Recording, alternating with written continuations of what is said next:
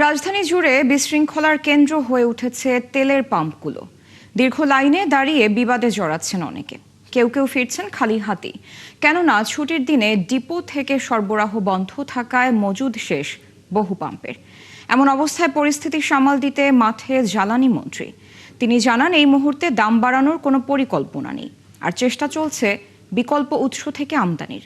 রাকিব হোসেনের রিপোর্টে দেখুন বিস্তারিত। রাজধানীর বড় ফিলিং স্টেশনগুলোতে যখন তেল সরবরাহে ব্যস্ততা, তখন চারপাশে ব্যারিকেড দিয়ে ভেতরে অলস সময় পার করছেন আগারগাঁওয়ের এই পাম্পের কর্মীরা। তবুও ভিড় জমাচ্ছেন জ্বালানি তেলের গ্রাহকরা। তাদের অভিযোগ, বাড়তি মুনাফার আশায় বন্ধ রাখা হয়েছে সরবরাহ। কথা বলবেন, আপনি এখানে স্টাফ না, আপনি বলেন যে আপনাদের সাথে এখানে যারা তেল নিতে আসে তারা কথা বলবে। পাম্পে তেল আছে, কিন্তু ওরা ভাবতেছে যে জনগণ চাইতেছে এই জায়গা যদি আমি বন্ধ করে রাখি, 2টা দিন বন্ধ করে যদি দামটা বাইরে যায়। আমরা ওই এখন আপনাকে খুলেও দেখাচ্ছি, এরপরে আপনি আমাকে কি আউটপুটটা দিবেন এটা আমরা দেখতে চাই। অবশেষে তোপের মুখে পাম্পের মজুদাগার খুলতে বাধ্য হয় কর্তৃপক্ষ, কিন্তু সেখানে জ্বালানির ছিটে ফোঁটাও পাওয়া যায়নি। রাজধানীর আরো বেশ কয়েকটি পাম্পের অবস্থাও ছিল একই রকম। এই যে এখন উনি একজন আসলেন, যে আপনারা দেখলেন, চেক করা হইলো, এইখানে যদি তেলটা থাকতো তাহলে এইখানে আপনারা কি করতেন? একবারে মনে করেন পুরো পাম্পের দফা শেষ। মিরপুর 12 থেকে এই পর্যন্ত আসছি, সকল পাম্প বন্ধ করে রাখছে। কালকে সোহাগে আমি 1 ঘন্টা ছিলাম, পরে নামাজের টাইম হয়েছিল, চলে আসছিলাম। পরে আজকে সকালবেলা যখন যাচ্ছিলাম তখন দেখি যে বন্ধ। যানবাহনে জ্বালানি তেলের বিক্রি নিয়ে শুক্রবার নির্দেশনা জারি করে বিপিসি, যেখানে 5টি শর্ত সহ বেঁধে দেওয়া হয় বিক্রির সর্বোচ্চ সীমা, যা অনেক ক্ষেত্রেই যানবাহনগুলোর চাহিদার তুলনায় কম। ফলে পাম্পগুলোতে দীর্ঘ থেকে দীর্ঘতর হচ্ছে যানবাহনের সারি, এতে বেড়েছে ভোগান্তিও। রোজা থেকে তো কষ্ট হচ্ছে, সেই অনেক দূর থেকে ঠেলতে আসতেছে। আমার লাইফে কখনো এরকম লম্বা সিরিয়াল দেয়নি, এই ফার্স্ট। যাদের গ্যাসের গাড়ি তাদের তো হিসাব আলাদা, আর আমাদের তো পুরাই তেলের গাড়ি, তেল তো নিতেই হবে, তেল ছাড়া তো আমরা চালাইতে পারবো না। এখন তো ম্যান্ডেটরি রিসিট দেওয়াটা, এই রিসিটটা যখন পরের তেল নেবে যে পাম্পে যাবে, এই রিসিটটা রেখে দেবে, নতুন করে রিসিট দিয়ে দিবে। এদিকে মন্ত্রী জানান, সংকটের এই সময়ে যেন কারসাজি না হয় সেজন্যই এমন সিদ্ধান্ত নেওয়া হয়েছে। এ সময় দাম না বাড়ানোর ইঙ্গিত দিয়ে তিনি বলেন, চেষ্টা চলছে বিকল্প উৎস থেকে আমদানির। আমার মজুদ আছে, কিন্তু ওই যুদ্ধ কবে থামবে কেউ তো আমরা জানি না। তা আগে থেকে আমার ঘর ঠিক করতে হবে না, সঞ্চয়তে রাখতে হবে না, সেই জন্য আমরা এই সঞ্চয়টা করছি। আমাদের আরও 2টো ভ্যাসেল আসছে 9 তারিখে, সুতরাং আমাদের যে শর্টেজ পড়ার কোনো সুযোগ নাই। বর্তমানে মোটরসাইকেলে সর্বোচ্চ 2 লিটার, প্রাইভেট কারে 10 লিটার, মাইক্রোবাসে 25 লিটার এবং দূরপাল্লার গণপরিবহন কিংবা মালবাহী ট্রাকে 220 লিটার জ্বালানি তেল বিক্রির নির্দেশনা রয়েছে। রাকিব হোসেন, 71, ঢাকা। মধ্যপ্রাচ্য উত্তেজনায় মারাত্মক হুমকির মুখে বাংলাদেশের প্রবাসী শ্রমবাজার। শুক্রবার পর্যন্ত ঢাকা থেকে বাতিল হওয়া 250-র ওপরে ফ্লাইটে যেতে পারেননি অনেকে। অন্যদিকে নিরাপত্তার কারণে বন্ধ রয়েছে কাতার, ওমান, আরব আমিরাত সহ বহু দেশের কর্মক্ষেত্র। ফলে বিশাল শ্রমবাজারের ভবিষ্যৎ নিয়ে তৈরি হয়েছে অনিশ্চয়তা। বিশ্লেষকরা মনে করেন, দেশগুলোর সাথে যোগাযোগের মাধ্যমে দীর্ঘমেয়াদী ক্ষতি পুষিয়ে নিতে কাজ করতে হবে বাংলাদেশকে। রাকিব আল জাবেদের রিপোর্ট, ক্যামেরায় ছিলেন আব্দুর রশিদ। ঢাকার বিমানবন্দর এখন যেন পরিণত হয়েছে মধ্যপ্রাচ্যগামী শ্রমিকদের অপেক্ষার উৎকণ্ঠার কেন্দ্রবিন্দুতে। তাদেরই একজন সিরাজগঞ্জের এম রাজ্জাক। দুবাই থেকে এসে ছুটি কাটিয়ে ফেরার কথা ছিল আরও আগেই, কিন্তু যুদ্ধের কারণে কয়েক দফায় বাতিল হয়েছে ফ্লাইট। শঙ্কা রয়েছে সেই দেশের নিরাপত্তা নিয়েও। 4:45 ফ্লাইট ছিল, তারপরে হইলো 5:15 মিনিটে ফ্লাইট, পরে লাস্টে আমরা ক্যান্সেল করে দিচ্ছে যে ডুবের বিষয়ে বন্ধ। তারপরে কয় আপনার রুমে যাও, রুমে গেলে তারপরে আপনাদের খবর জানাইব। সদ্য বিবাহিত মোহাম্মদ ইয়াসিনও ফ্লাইট জটিলতায় পড়ে আছেন অনিশ্চয়তার মধ্যে। দফায় দফায় মেইল করে কর্মস্থলে যোগদানের সময় বাড়ানো গেলেও পিছু ছাড়েনি দুশ্চিন্তা। 3 বছরের প্রবাস জীবনে কখনো এতটা অসহায় মনে হয়নি নিজেকে। লাগেজ টাগেজ বুকিংয়ে দেওয়ার পরে আমরা যখন ইমিগ্রেশন ক্রস করে যখন ওয়েটিং রুমে যাই বসি, তখন বলতেছিল যে যুদ্ধ শুরু হয়েছে, তো এখন ফ্লাইট ক্যান্সেল হবে। যে যতক্ষণ পর্যন্ত না ফার্দার নোটিশ না আসতেছে ততক্ষণ পর্যন্ত না ওরা আমাকে কোনো কিছুই বলতে পারতেছে না। যখন আপডেট আসবো তখন ওরা আমাকে নোটিফাই করবে। প্রবাসীদের নিয়ে কাজ করার প্রতিষ্ঠান রামরুর তথ্য বলছে, বাংলাদেশ থেকে যে পরিমাণ শ্রমিক বিদেশে কাজ করেন তাদের অর্ধেকেরও বেশি মধ্যপ্রাচ্যের দেশগুলোতে। সেসব দেশ থেকে রেমিটেন্সও আসে মোটায়ের সিংহভাগ। আর সবশেষ 2025 সালে বিদেশে কাজের খোঁজে যাওয়া 11,30,000-এর 80% ছিল গালফভুক্ত রাষ্ট্রে। অভিবাসন বিশেষজ্ঞরা মনে করেন বাংলাদেশের জন্য অত্যন্ত গুরুত্বপূর্ণ এই অঞ্চল ক্ষতিগ্রস্ত হলে প্রভাব পড়বে সার্বিক অর্থনীতিতে। আমাদের সরকার প্রধান দুশ্চিন্তা পড়ে গেছেন যে আমাদের রেমিটেন্স যদি বন্ধ হয়ে যায়, নতুন একটা সরকার আসে, তাহলে আমাদের ইকোনমিটার কি অবস্থা হবে, অর্থনীতি ওভারঅল কি অবস্থা হবে, সেইটার কি আমাদের কুইক কোনো প্ল্যান কি আমাদের আছে? মার্চের এই প্রথম সপ্তাহে তাদের বেতন পাওয়ার সময় তারা হয়তো অনেকেই সঠিক সময় বেতনটা পাবে না বা তাদেরকে দেওয়া হবে না। সুতরাং তারা যদি বেতনটা দিতে না পারে তাহলে তারা দেশে পাঠাতে পারবে না। সুতরাং রেমিটেন্সের একটা ফ্লো কমে যাওয়ার অনেক সম্ভাবনা আছে। চলমান পরিস্থিতিতে মধ্যপ্রাচ্যে কাজ করা বিভিন্ন দেশের শ্রমিকদের নিরাপত্তা ও ফিরিয়ে নিতে নানামুখী উদ্যোগ নিয়েছে নিজ নিজ সরকার, কিন্তু এক্ষেত্রে দৃশ্যমান কোনো পদক্ষেপ নেয়নি বর্তমান সরকার, যাকে পররাষ্ট্র ও প্রবাসী কল্যাণ মন্ত্রণালয়ের ব্যর্থতা বলছেন বিশ্লেষকরা। এখন এই যে এই ডিলেমাটা আসলে সলিউশনটা কে দেবে? কিন্তু বাংলাদেশের যে প্রবাসী কল্যাণ মন্ত্রণালয় বা পররাষ্ট্র মন্ত্রণালয় তার সেটা কিন্তু এই সমস্যার সমাধান করতে পারবে না। আর যে দেশগুলো আছে দেশের সরকারগুলোও কিন্তু সেভাবে আসলে এই সিদ্ধান্ত নিতে পারবে না, তার কারণ ওইখানে যেটা হয় যে আসলে এই যে রিক্রুটিং এজেন্সি মালিকেরাই মূলত সিদ্ধান্ত নিয়ে থাকে যে আসলে চাকরির কি হবে। যে মধ্যপ্রাচ্যে যে আপনার একটা মানে একটা ভয়ানক একটা অবস্থা তৈরি হবে, এইটা কেন আজ করতে পারলো না? আমাদের সেই জায়গায় কিন্তু মনোনিবেশ দরকার ছিল। তাহলে আমাদের পররাষ্ট্র মন্ত্রণালয় আসলে কাজটা কি, যে আর্লি ওয়ার্নিং সিস্টেম যে আমাদের একটা যে ডেভেলপ না করা, এখন আমরা এই প্রবলেমটা ফেস করছি। ঠিক ঈদের আগে মধ্যপ্রাচ্যে যারা কাজ করছেন তাদের কাজ এখন বন্ধ হয়ে গেছে। কেন্দ্রীয় ব্যাংকের হিসাবে গেল বছর সৌদি আরব থেকে সবচেয়ে বেশি প্রবাসী আয় এসেছে। এরপরই রয়েছে সংযুক্ত আরব আমিরাত সহ গালফভুক্ত দেশগুলো। জীবন জীবিকার তাগিদে এভাবে প্রিয়জন ছেড়ে মধ্যপ্রাচ্যে পাড়ি জমাচ্ছেন বাংলাদেশি প্রবাসীরা। তবে সেখানকার চলমান যুদ্ধ পরিস্থিতিতে তৈরি হয়েছে শ্রমবাজারে বড় ধরনের অনিশ্চয়তা। বিশ্লেষকরা বলছেন, যুদ্ধ পরিস্থিতি যদি আরও দীর্ঘায়িত হয় তাহলে বড় ধরনের হুমকির মুখে পড়বে বাংলাদেশের রেমিট্যান্স। রাকিব আল জাবেদ, ৭১, ঢাকা। প্রধানমন্ত্রী তারেক রহমানের ২০তম কারাবন্দী দিবস আজ। ২ দশক আগে যে দিনটি শুরু হয়েছিল কারাবাস দিয়ে, সময় পরিক্রমায় তা হয়ে উঠেছে দীর্ঘ রাজনৈতিক সংগ্রামের প্রতীক। যে সংগ্রামের পথ পাড়ি দিয়ে হলেন দেশের প্রধানমন্ত্রী, নিয়েছেন ১৮ কোটি মানুষের দায়িত্বভার। কারাগার, নির্বাসন, ব্যক্তিগত শোক আর দীর্ঘ রাজনৈতিক লড়াইয়ের সেই ঘটনায় তুলে ধরছেন মোহাম্মদ হোসাইন। ২০০৭ সালের উত্তাল রাজনৈতিক প্রেক্ষাপট, ক্ষমতায় সেনা সমর্থিত তত্ত্বাবধায়ক সরকার। ঢাকার সেনানিবাসের মইনুল রোডের বাসা থেকে গ্রেপ্তার করা হয় বিএনপির তখনকার সিনিয়র যুগ্ম মহাসচিব তারেক রহমানকে। একাধিক মামলায় রিমান্ডে নেওয়া হয় জিয়া পরিবারেরই জ্যেষ্ঠ সন্তানকে। সেখান থেকে তার উপর চালানো হয় অমানবিক শারীরিক নির্যাতন, চাপ দেওয়া হয় রাজনীতি ছেড়ে দিতে। প্রায় ১৮ মাস কারাগারে থেকে ২০০৮ সালের ৩রা সেপ্টেম্বর জামিনে মুক্ত হন তারেক রহমান। বাধ্য হয়েছিলেন দেশ ছাড়তে। সেখান থেকে শুরু হয় দীর্ঘ নির্বাসন। শঙ্কা জাগে, তবে কি শেষ হয়ে গেল তারেক রহমানের রাজনৈতিক অধ্যায়? ২০১৫ সালে ছোট ভাই আরাফাত রহমান কুকুর মৃত্যুতে জিয়া পরিবারে নেমে আসে শোকের ছায়া। দেশে ফেরার আকুলতা থাকলেও সেই সময় ফিরতে পারেননি তারেক রহমান। ২০১৮ সালে মিথ্যা মামলায় কারাগারে পাঠানো হয় মা বেগম খালেদা জিয়াকে। কারাগারে গুরুতর অসুস্থ হয়ে পড়েন তিনি। তাকে বঞ্চিত করা হয় উন্নত চিকিৎসার সুযোগ থেকে। সন্তান হিসেবে বড় আক্ষেপ ছিল অসুস্থ মায়ের পাশে থাকতে না পারার। প্রবাস জীবন থেকে শুরু হয় তারেক রহমানের রাজনৈতিক সংগ্রাম। কাঁধে তুলে নেন দায়িত্ব, হয়ে ওঠেন ফ্যাসিবাদ বিরোধী আন্দোলনের অন্যতম মুখ। আন্দোলন, সংগ্রাম, দলের কর্মসূচি সবকিছুতে তিনি ছিলেন দলের কেন্দ্রবিন্দুতে। অবশেষে ২০২৪ সালের ৫ আগস্ট ছাত্র জনতার অভ্যুত্থানে পতন হয় ফ্যাসিবাদী আওয়ামী লীগ সরকারের। শুরু হয় স্বদেশ প্রত্যাবর্তন প্রক্রিয়া। ষড়যন্ত্রের দেশি বিদেশি জাল ছিন্ন করে ১৭ বছর পর গত বছর ২৫ ডিসেম্বর দেশে ফেরেন তারেক রহমান। মা বেগম খালেদা জিয়ার মৃত্যু হলে দলের চেয়ারম্যানের দায়িত্বভার গ্রহণ করেন তারেক রহমান। দীর্ঘ গণতান্ত্রিক আন্দোলনের পর অবশেষে আসে ১২ই ফেব্রুয়ারির নির্বাচন। নিরঙ্কুশ সংখ্যাগরিষ্ঠতা নিয়ে বিজয় অর্জন করে বিএনপি। দেশের ১১তম প্রধানমন্ত্রী হিসেবে শপথ নেন তারেক রহমান। মোহাম্মদ হোসাইন, ৭১, ঢাকা। সুনির্দিষ্ট পরিকল্পনার মাধ্যমে জাকাতের সুষম বন্টন করা গেলে দেশে দারিদ্র্য কমে আসবে বলে মনে করেন প্রধানমন্ত্রী তারেক রহমান। অতিথি ভবন যমুনায় আয়োজিত ইফতার মাহফিলে তিনি এ কথা বলেন। এতিম আলেম উলামা ও মাশায়েখদের সম্মানে ইফতারের আয়োজন করা হয়। এ সময় প্রধানমন্ত্রী আরও বলেন, এই প্রক্রিয়ায় 15 বছরের মধ্যে দারিদ্র্য বিমোচন সম্ভব। রমজান ত্যাগ ও সংযমের মাস হলেও নিত্য প্রয়োজনীয় জিনিসপত্রের দাম কেউ কেউ অতি মুনাফা করার চেষ্টায় থাকেন।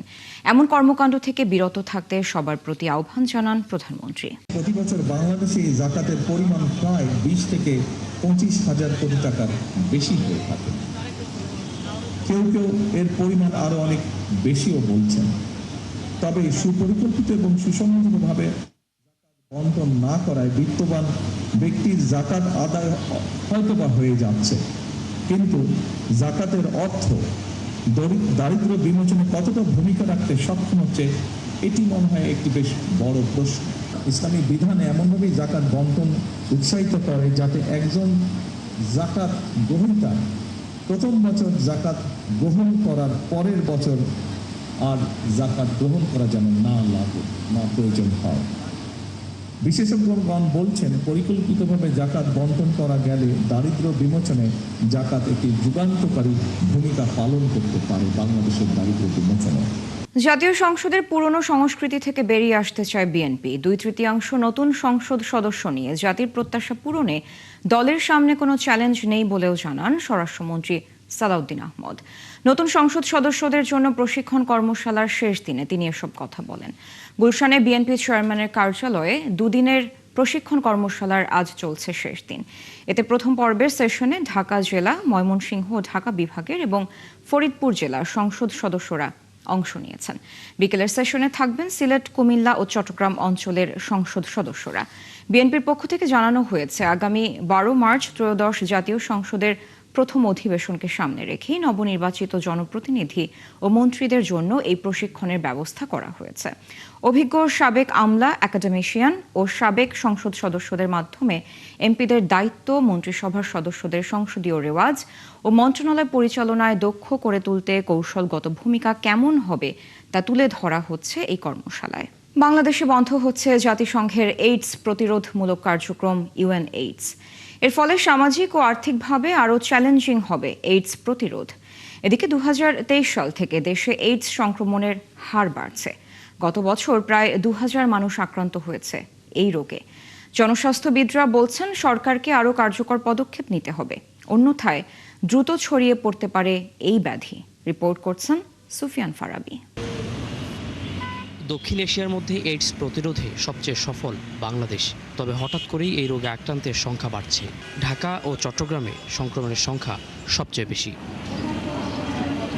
2023 সালে প্রথমবারের মতো হাজারের ঘর অতিক্রম করে এইডস আক্রান্তের সংখ্যা। ওই বছরে 1276, পরের বছর 1438 এবং 2025 সালে এই সংখ্যা 2000 ছুঁই।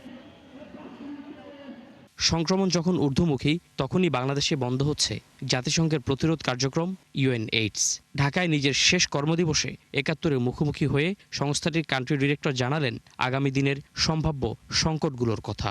সবচেয়ে বেশি ঝুঁকিপূর্ণ যৌনকর্মীরা, কারণ তাদের মধ্যে প্রতিরোধের কার্যক্রমের কভারেজ খুবই কম। তবে দেখা যাচ্ছে যে নতুন নতুন ইনফেকশনের মধ্যে রিপোর্টিং বেশি হচ্ছে সমকামী পুরুষদের থেকে। আবার প্রাদুর্ভাব কিন্তু সবচেয়ে বেশি মাদক ব্যবহারকারীদের মধ্যে। সুতরাং আমি কোন গ্রুপকে ফেলে কোন গ্রুপকে প্রায়োরিটাইজ করব, এটা একটু বলাটা খুব ডিফিকাল্ট। তবে দেখা যাচ্ছে যে আমরা যখন ওই যে বিভিন্ন সফটওয়্যার ব্যবহার করে যখন আমরা HIV-র জন্য প্রজেকশন করি যে ভবিষ্যতে কি হতে পারে, ওই জিনিসটা যখন আমরা দেখতে চাই আগামী 10 বছরে কি হতে পারে বা 30 বছরে কি হতে পারে, তখন কিন্তু আমরা দেখছি যে সমকামী পুরুষদের মধ্যে HIV অনেক বেশি দ্রুত বেড়ে যাচ্ছে। তবে সরকারের নিজস্ব আর্থিক খাত থেকে পর্যাপ্ত বরাদ্দের তাগিদ দেন তিনি। এখানে ইন্টারন্যাশনাল ডোনারদের এই সমস্ত কার্যক্রম টেক ওভার কিছুটা হয়তো তারা করতে পারবে। অন্যান্য UN এজেন্সি হয়তো আসতে পারে, যেমন WHO অথবা UNDP অথবা UNODC আসতে পারে, বাট গভর্নমেন্টকে এখানে লিড রোলটা নিতেই হবে। UNAIDS যে সহায়তাগুলো করতো, সরকারকে এখানে আসতেই হবে। আর এই জনস্বাস্থ্য বিশেষজ্ঞ বলছেন, 28টি কেন্দ্রে সীমাবদ্ধ না রেখে সারা দেশে ছড়িয়ে দিতে হবে এইডস সচেতনতার বার্তা ও চিকিৎসা। বাংলাদেশে মোট 28টি কেন্দ্রের মাধ্যমে বিনামূল্যে এইডসের স্ক্রিনিং করা হচ্ছে এবং এইডসের সেবা প্রদান করা হচ্ছে। তো সেই বিষয়টাকে আমাদেরকে আরও একটু স্ট্রেন্থেনিং করতে হবে এবং সরকারি পর্যায়ে আমরা 28টি কেন্দ্রে সাধারণত বিনামূল্যেই আমরা এইডসের পরামর্শ দিয়ে থাকি। হেলথ সেক্টরের যে প্রথম টায়ার যেটা উপজেলা লেভেল এবং ডিস্ট্রিক্ট লেভেল সেকেন্ড টায়ার যেটা, এই সেক্টরগুলোতে আমাদেরকে আলাদাভাবে যুব সমাজের জন্য এবং এই স্পেশাল রোগীদের জন্য কর্নার করে তাদেরকে কাউন্সেলিং করা এবং স্ক্রিনিং করা। বিদেশ ফেরত যাত্রীদের বিশেষ পরীক্ষা নিরীক্ষার আওতায় আনার পরামর্শ তার। বিদেশগামী যারা এয়ারপোর্টে আসেন তখনই তাদেরকে স্ক্রিনিংয়ের আওতায় এনে এই জিনিসটাকে আমরা যদি কন্ট্রোল করতে পারি তাহলে আমরা এই এইডসের ঝুঁকি থেকে আমরা মুক্ত হতে পারব। সুফিয়ান ফারাবি, ৭১, ঢাকা।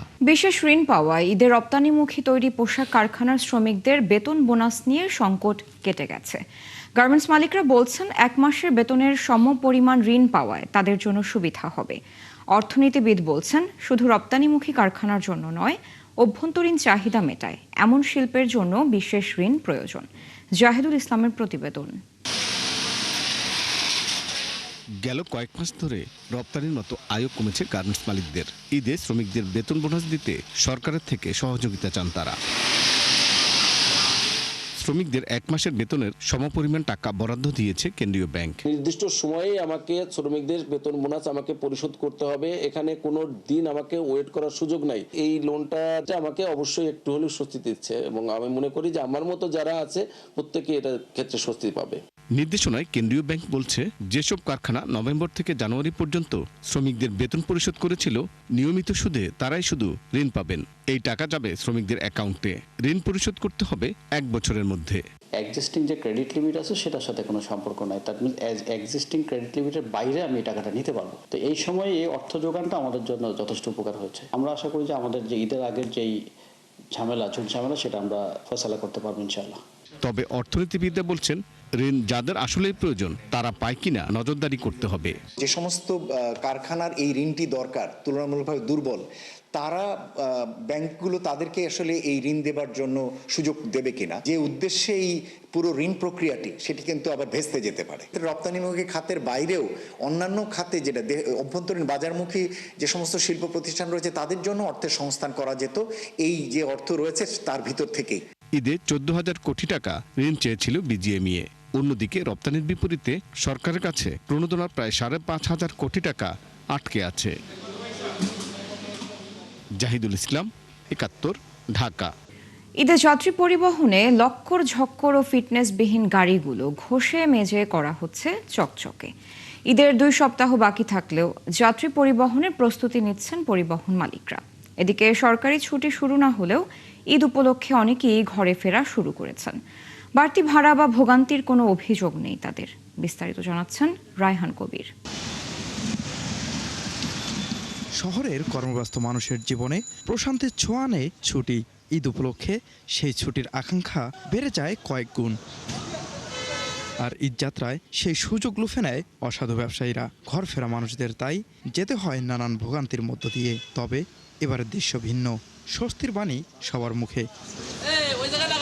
আপাতত ঠিক আছে, আর মোটামুটি আছে, কিন্তু নতুন সার্ভিস না না কোনো সমস্যা নেই। সত্যি কথা বলতে বাসের টিকিটে এমন কোনো ভোগান্তি হয় নাই। আর হচ্ছে যে বাসের টিকিট রেগুলার যে প্রাইস ওটা দিয়ে কাটছে না, যে অন্যান্য সময় যে টাকা বাড়ানেছে আজকে ওই টাকাই বাড়ানেছে। আমরা সিলেট যাচ্ছি, আর বাসের টিকিট কাটতে কোনো অসুবিধা হয় নাই, আর ভাড়া আগের মতোই। যদিও মধ্যপ্রাচ্যের সংঘাতের প্রভাব নিয়ে মিশ্র প্রতিক্রিয়া পরিবহন কর্তৃপক্ষের। আর যদি তেল সংকট হয়ে যায় তাহলে একটু ব্যাঘাত ঘটবে। আমরা এখন স্বাভাবিক চলতেছে, এখন আমাদের কোনো সমস্যা স্বাভাবিক আছে। এখন আমাদের কিছু এখানে হয় নাই, আমরা সুন্দরভাবে টিকিট বিক্রি করতেছি, গাড়ি যাইতেছে আমাদের। যদি তেল যদি আসে আমরা গাড়ি চালাবো, তেল যদি না থাকে তার কেউ কিছু করার না। এদিকে ঈদে ঘরমুখ মানুষের বাড়তি চাপ সামলাতে পুরনো ফিটনেসবিহীন গাড়িকে ঘষে মেজে দেয়া হচ্ছে নতুন রূপ। রাজধানীর ওয়ার্কশপগুলোতে চলছে লক্কর ঝক্কর গাড়িগুলো মেরামতের কাজ।